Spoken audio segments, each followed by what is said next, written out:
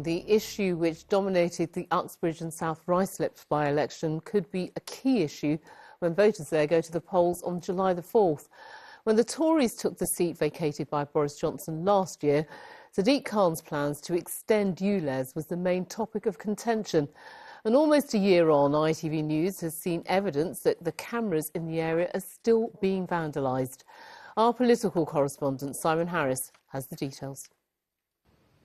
It wasn't snowing in West London, just the latest expression of anti-ULEZ sentiment.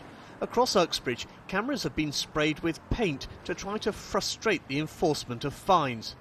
At her car workshop, Randeep has plenty of customers who were infuriated at having to buy new cars or pay a daily fee, but has detected a change in the mood. Do you think most people have accepted it? I think they're beginning to accept that that's the way it's going to be, and we understand that we've got to take measures to help with air pollution. 13,965. Last July, Steve Tuckwell was the surprise winner in the Uxbridge by-election following Boris Johnson's decision to step down as MP. And he's clearly hoping for anti-ULEZ votes this time. People are incredibly frustrated and angry about the fact that the Mayor of London ignored the residents of Uxbridge and South Ruislip and continue to impose ULEZ on them, which we know is devastating households and continuing to devastate businesses. Keir Starmer and Rachel Reeves. On Saturday, Labour's candidate in Uxbridge, Danny Beales, helped unveil the party's battle bus.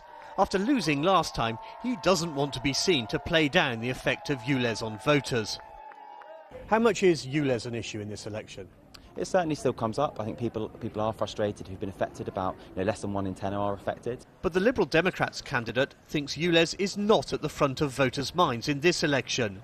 It's not something that the local MP has any say over whatsoever. So Steve Tuckwell ran his campaign on ULEZ and stopping it, and it still came in. Hillingdon Hospital, however, is something all three main parties want to talk about.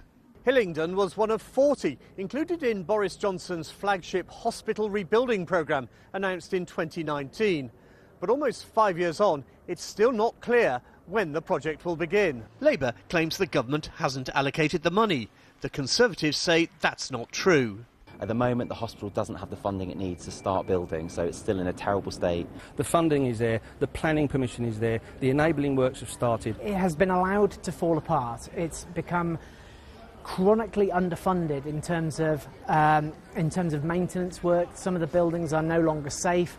Historically, Uxbridge and South Ruislip has been a safe Tory seat, but it's now one of Labour's top 6 targets in London.